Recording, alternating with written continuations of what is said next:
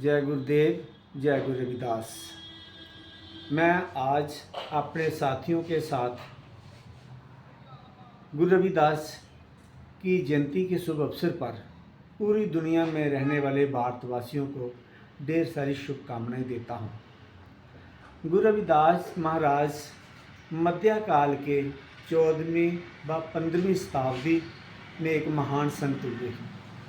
उनका जन्म उत्तर प्रदेश काशी के बनारस गांव में पिता संदोख दास और माता कलशा के घर हुआ था। गुरु रविदास जी एक महान संत के साथ साथ एक समाज सुधारक थे। उन्होंने निर्गुण ईश्वर की भक्ति, प्रेम और समानता का संदेश दिया है। गुरु जी कहते थे कि कर्म ही इंसान का धर्म है और वे सच्चाई और मेहनत के महत्व को बताते थे। वे बड़े ही सरल और पवित्र हृदय के थे। उनके मधुर भजन जो है वो हम सबको एक नई प्रेरणा देते हैं।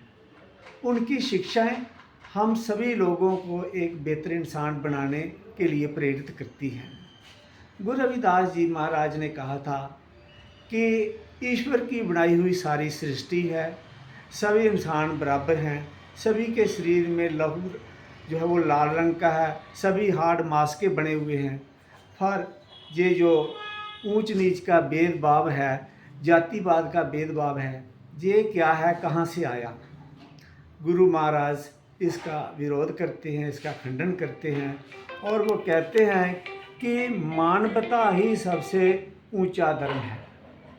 गुरु रविदास महाराज जूते बनाने का काम करते थे और उस ईश्वर की भक्ति में हमेशा के लिए लीन रहते थे। उन्होंने लोगों को एक संदेशा दिया है कि कोई भी काम जो है वो छोटा बड़ा नहीं होता।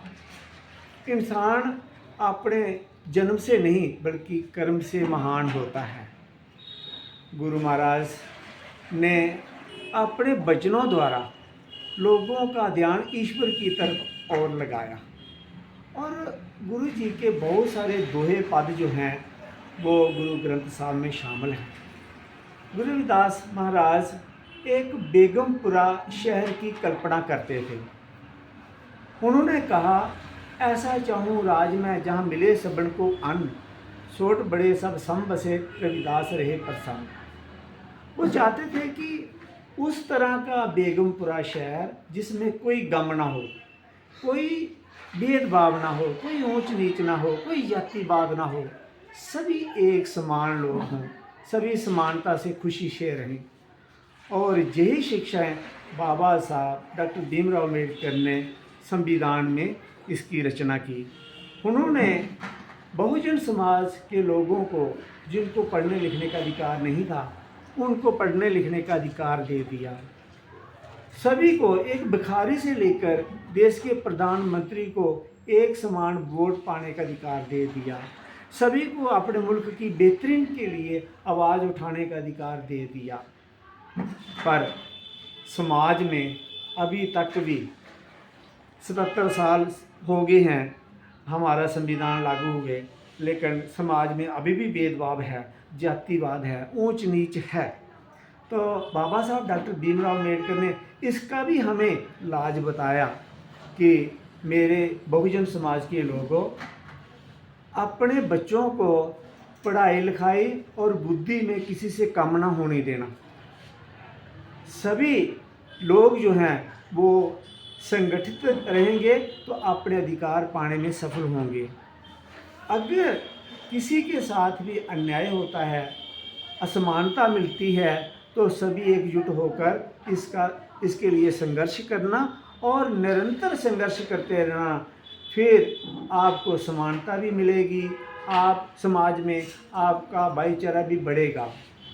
तो साथियों, आज आप देख रहे हैं कि 76 साल हो गए हैं हमारे संविधान को लगे हुए।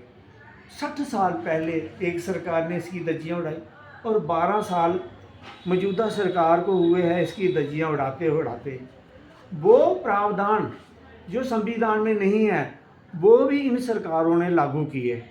जैसे कि इकोनॉमिकली वीकर सेक्शन का जो रिजर्वेशन का प्रावधान संविधान में नहीं है, लेकिन आज वो मनुवादी जनरल समाज के लोग इसका बेनिफिट ले रहे हैं, 10% रिजर्वेशन ले रही हैं, और जिनके लिए प्रावधान बनाया उन लोगों को क्रीमी लेयर में डाल रहे हैं। तो साथियों, ये न्याय नहीं है, अन्याय हो रहा है बहुजन समाज के लोगों के लिए।